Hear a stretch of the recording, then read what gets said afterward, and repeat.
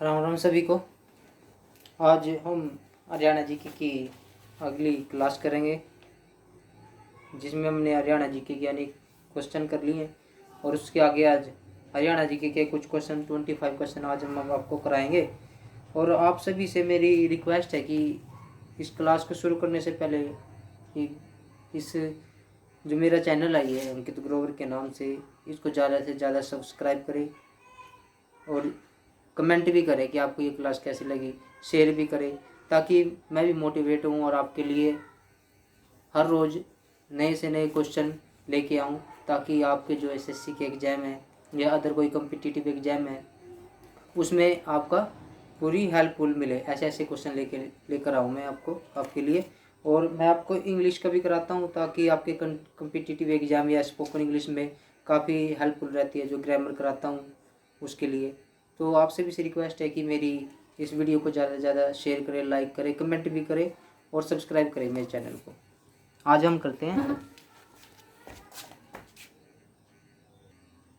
आगे। जो हमारा क्वेश्चन है आज पहला, वो है गीत संरक्षण एवं प्रजनन केंद्र। जो गीत संरक्षण एवं प्रजनन केंद्र है वो कहाँ पर है? वो पिंजौर में है। पिंजौर कहाँ पे? पंचकुला में। जो गीद है ना, गीद, उसका जो संरक्षण है और उसका प्रजनन केंद्र है वो है पिंजौर में, पिंजौर पंचकुला में। और जो हमारा सेकंड क्वेश्चन है हमारा हरियाणा में सभी पर्यटन स्थलों के नाम है ना, जो हरियाणा के जितने भी पर्यटन स्थल है उनका जो नाम है वो पक्षियों के नाम पे रखे गए हैं। जितने भी हरियाणा के अंदर पर्यटन स्थल बनाए गए हैं उन सब का जो पर्यटन स्थलों का जो नाम है वो किस पे रखा गया है? वो रखा गया है पक्षियों के नाम पे। हरियाणा के सभी पर्यटन स्थलों का नाम किस पे रखा गया? पक्षियों के नाम पे। अंग्रेजों ने हरियाणा को पंजाब में 1858 में मिलाया था। जो हमारा हरियाणा है वो पहले अलग था पंजाब से, मगर अंग्रेज़ों ने इसको 1858 में यानी कि 1857 की जो क्रांति हुई थी उसके बाद हरियाणा को किस में मिला दिया गया था? पंजाब में मिला दिया गया था। और हरियाणा और पंजाब क्या हो गए थे? एक हो गए थे, हरियाणा और पंजाब। और उसके बाद क्या हुआ? जो 1 नवंबर 1966 को क्या हो गया था? पंजाब और हरियाणा दोबारा फिर से अलग हो गए और हरियाणा राज्य 1 नवंबर 1966 को बन गया था। नेक्स्ट क्वेश्चन है, ओलंपिक की एकल सफलता पदक में पदक जीतने वाली पहली भारतीय खिलाड़ी कर्णव मल्लेश्वरी थी। जो ओलंपिक की एकल सफलता होती है ना, उसका जो पदक जीतने वाली जो पहली भारतीय खिलाड़ी थी, पहली भारतीय खिलाड़ी किसमें? ओलंपिक की एकल सफलता पदक में पदक जीतने वाली जो भारतीय पहली खिलाड़ी थी वो कौन थी? कर्णव मल्लेश्वरी। कौन थी? कर्णव मल्लेश्वरी। उसके बाद है नेक्स्ट क्वेश्चन हमारा, क्षेत्रफल की दृष्टि से हरियाणा का भारत में 21वां स्थान है। क्षेत्रफल की दृष्टि से यानी कि हरियाणा का जो क्षेत्रफल है उसका जो एरिया है 44,212 वर्ग किलोमीटर, उसका जो स्थान है ना भारत में वो 21वां स्थान है। यानी कि 21वां जो स्थान है उसके क्षेत्र में वो उतना बड़ा है, 21वें स्थान पर आता है हमारा हरियाणा राज्य। जो भारत की क्षेत्रफल की दृष्टि से जो हमारा क्षेत्रफल हरियाणा का 21वें स्थान पर आता है, इतना बड़ा है हमारा। और इससे भी बड़े है पहले 20, ये 21वें स्थान पर आता है। उसके बाद है हरियाणा यानी कि 2010 में ऑनलाइन जन शिकायत करने वाला भारत का प्रथम राज्य बना था। हरियाणा ही एक ऐसा राज्य है जो ऑनलाइन शिकायत दर्ज करा सकते हैं हम अपने सीएम को। किसी भी प्रकार की समस्या हो, कोई भी शिकायत हो, हम ऑनलाइन दर्ज करा सकते हैं। और ये कब से लागू हुआ था? 2010 में लागू हुआ था। और इंडिया का यानी कि भारत का सबसे पहला जो राज्य है वो हमारा हरियाणा राज्य है, जो ऑनलाइन शिकायत करने वाला पहला भारत का राज्य बना। कब बना था? 2010 में बना था। उसके बाद हरियाणा के दक्षिण में अरावली की पहाड़ियाँ स्थित है। हरियाणा की जो दक्षिण है ना वो क्या है? दक्षिण पता होगा ना, जो दक्षिण एरिया है वहाँ पे क्या है? अरावली की पहाड़ियाँ है। और जो उत्तर में है वो किसकी है? शिवालिक की पहाड़ियाँ है। हरियाणा के दक्षिण में किसकी पहाड़ियाँ? अरावली की पहाड़ियाँ। जैसे महेंद्रगढ़ हो गया, नारनौल हो गया, वहाँ पे जो राजस्थान से एरिया लगने वाले हैं वहाँ पे क्या पाई जाती है? अरावली की पहाड़ियाँ पाई जाती हैं। और जो शिवालिक की पहाड़ियाँ है वो पाई जाती है कहाँ पे? जो अम्बाला हो गया, अम्बाला, यमुनानगर, पंचकूला, यहाँ पे यानी कि शिवालिक की पहाड़ियाँ वहाँ पे पाई जाती है। उसके बाद है हरियाणा का जो गठन है वो कौन से संविधान संशोधन के द्वारा हुआ था? हरियाणा राज्य का गठन है ना 17वें संविधान संशोधन के द्वारा हुआ था। और यह जो राज्य जब बना था 1 नवंबर 1966 को, ये 17वां राज्य बना था। 17वें संशोधन के द्वारा इसका गठन हुआ था हरियाणा राज्य का, और 17वां ही क्या बना था, ये राज्य बना था। भारत देश का जो राज्य बना था हरियाणा, वो 17वां राज्य बना था और 17वें संशोधन के द्वारा हुआ था, 1 नवंबर 1966 को बना था। उसके बाद है सर्वाधिक सरसों का उत्पादन कहाँ पर होता है? सर्वाधिक सरसों का उत्पादन महेंद्रगढ़ में होता है। सबसे ज़्यादा जो सरसों का उत्पादन होता है, उगाई जाती है, वो कहाँ पे उगाई जाती है?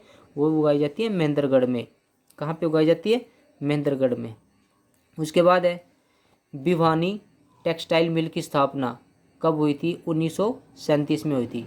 भिवानी जो टेक्सटाइल मिल है, जो टेक्सटाइल की जो ईंटें बनती है, वो कहाँ पे बनती है? भिवानी में बनती है। और इसकी स्थापना कब हुई थी? इस मिल की स्थापना 1937 में हुई थी। उसके बाद है हरियाणा में पहली बार राष्ट्रपति शासन 1967 में लगा था। यानी कि हमारे जो हरियाणा में अभी तक 3 बार राष्ट्रपति शासन लग चुका है, मगर हरियाणा के अंदर जो पहली बार यानी कि प्रथम बार जो हरियाणा के अंदर राष्ट्रपति शासन लगा था, वो कब लगा था? 1967 में, फिर 1977 में, फिर 1991 में। ये 3 बार लग चुका है और सबसे पहला 1967 में लगा था। ठीक है। उसके बाद है महाभारत की रचना कहाँ पर हुई? महाभारत की रचना हुई थी कुरुक्षेत्र में, सरस्वती नदी के किनारे हुई थी। किसने की थी? महर्षि वेद व्यास जी ने की थी। महाभारत की रचना कुरुक्षेत्र में हुई थी। ठीक है, कुरुक्षेत्र में ही इसकी रचना की गई थी। उसके बाद नेक्स्ट क्वेश्चन है स्मार्ट सिटी योजना के अंतर्गत करनाल एवं फरीदाबाद शामिल किए गए हैं। यानी कि जो स्मार्ट सिटी की योजना बनाई गई है, उसके अंतर्गत 2 जो हमारे ज़िले हैं वो उसके अंतर्गत आए हैं, जिसमें स्मार्ट सिटी योजना के अंतर्गत 100 शहरों को उसके अंडर में लिया गया था, जिसमें हरियाणा के 2 डिस्ट्रिक्ट आए हैं। कौन कौन से आए हैं? करनाल और फरीदाबाद। कौन कौन से आए? करनाल और फरीदाबाद। उसके बाद है पंचायत चुनाव में भाग लेने के लिए महिलाओं एवं अनुसूचित जाति प्रत्याशी के लिए न्यूनतम शैक्षणिक योग्यता 8वीं निर्धारित की गई है। कहने का मतलब ये है कि जब पंचायत चुनाव लड़े जाते हैं, पंचायत चुनाव में भाग लिया जाता है, तो महिलाओं के लिए उसकी जो शैक्षिक यानी कि उसकी जो शिक्षा अनिवार्य की गई है कि वो कितनी पढ़ी लिखी होनी चाहिए, वो 8वीं पास जरूर होनी चाहिए, तभी वो क्या कर सकती है? पंचायत चुनाव में भाग ले सकती है। उसके बाद क्या किया गया? जो अनुसूचित जाति के जो प्रत्याशी है, यानी कि जो अनुसूचित जाति का कोई कैंडिडेट है, वो इलेक्शन लड़ना चाहता है, तो उसके लिए भी क्या योग्यता निर्धारित की गई है कि वो भी 8वीं पास होना चाहिए चुनाव में भाग लेने के लिए। कि और ये जो देश का पहला राज्य है जिसने ये सब निर्धारित की गई है कि पंचायत का चुनाव लड़ने के लिए शैक्षिक योग्यता निर्धारित की गई थी। हरियाणा ने ही पहली बार शैक्षिक योग्यता निर्धारित की गई, और महिलाओं के लिए क्या की गई? 8वीं पास निर्धारित की गई। और जो अनुसूचित जाति के लोग हैं उनके लिए 8वीं पास निर्धारित की गई। दोनों के लिए कौन सी योग्यता निर्धारित की गई? 8वीं पास निर्धारित की गई। ठीक है। उसके बाद है हरियाणा में बेटी बचाओ बेटी पढ़ाओ का ब्रांड एम्बेसडर साक्षी मलिक को नियुक्त किया गया। यानी कि हरियाणा में जो बेटी बचाओ बेटी पढ़ाओ का ब्रांड एम्बेसडर है, वो किसको नियुक्त किया गया? साक्षी मलिक को नियुक्त किया गया। उसके बाद नेक्स्ट क्वेश्चन हरियाणा में सामाजिक सुरक्षा योजना की राशि बैंक खातों में जमा करवाने के लिए थारी पेंशन थारे पास योजना का नाम दिया गया। कि हरियाणा में जो सामाजिक सुरक्षा योजना को जो सामाजिक सुरक्षा योजना है, उसकी राशि जो बैंकों में जमा करवाने के लिए क्या की गई? थारी पेंशन थारे पास योजना का नाम दिया गया। यानी कि जो बुजुर्ग हैं उनकी जो पेंशन है वो क्या आने लगी? उनके बैंक खातों में आने लगी, ताकि वो उनके खातों में क्या रहे? सुरक्षित रहे।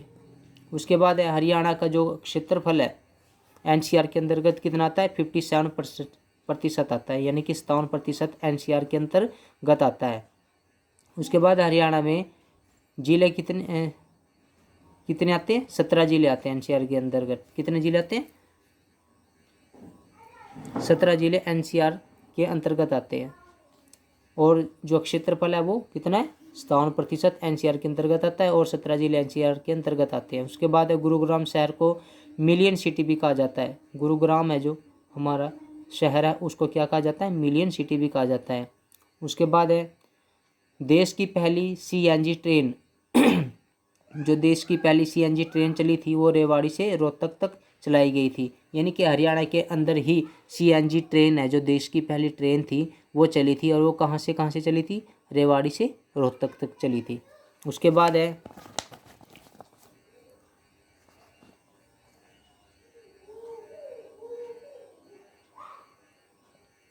हरियाणा में पंच चुनाव लड़ने के लिए 10,000 रुपये खर्च सीमा है। यानी कि हम अगर पंचायत चुनाव लड़ना है तो हरियाणा के अंदर उसकी जो खर्च है सीमा, यानी कि ज़्यादा से ज़्यादा कितना खर्च कर सकता है वो 10,000 रुपये खर्च करने की सीमा है। उसके बाद है हीरो मोटरसाइकिल का कारखाना दारूखेड़ा रेवाड़ी में है। दारूखेड़ा रेवाड़ी में है हीरो मोटरसाइकिल, यानी कि जो हीरो मोटरसाइकिल बनाई जाती है उसका जो कारखाना है वो कहाँ पे? दारूखेड़ा रेवाड़ी में। ये भी हरियाणा के अंदर है, रेवाड़ी के अंदर है। उसके बाद है नेक्स्ट क्वेश्चन, पंजाब और हरियाणा उच्च न्यायालय की स्थापना 1966 में हुई थी। कि जो पंजाब और हरियाणा जो अलग अलग हुए थे, जब उनका उच्च न्यायालय बना था उसकी स्थापना कहाँ पे हुई थी? और चंडीगढ़ में। और कब हुई थी? 1966, यानी कि 1966 में हुई थी पंजाब और हरियाणा उच्च न्यायालय की स्थापना, जो कहाँ पे है? चंडीगढ़ में। उसके बाद है यमुनानगर कागज और प्लाईवुड उद्योग के लिए प्रसिद्ध है। यानी कि यमुनानगर है ना, जो किसके लिए प्रसिद्ध है? वो कागज, वहाँ पे कागज बनाया जाता है। और प्लाईवुड यानी कि लकड़ियों का उद्योग भी यमुनानगर में किया जाता है। यमुनानगर इसलिए प्रसिद्ध है क्योंकि वहाँ पे कागज और प्लाईवुड का उद्योग के लिए प्रसिद्ध है वो। लास्ट क्वेश्चन है हमारा, ऐतिहासिक स्मारक राय मुकुंद दास का छत्ता, यानी कि बीरबल का छत्ता बोलते हैं इसको, राय मुकुंद दास का भी छत्ता बोलते हैं और बीरबल का छत्ता बोल देते हैं। ये कहाँ पर है? ये है नारनौल में। ऐतिहासिक स्मारक राय मुकुंद दास का छत्ता और बीरबल का छत्ता, यानी कि दोनों का एक ही नाम है। ये कहाँ पे है? ये नारनौल रेवाड़ी में। तो आज के लिए हमारा इतना ही। हरियाणा जीके के क्वेश्चन 25 हो गए।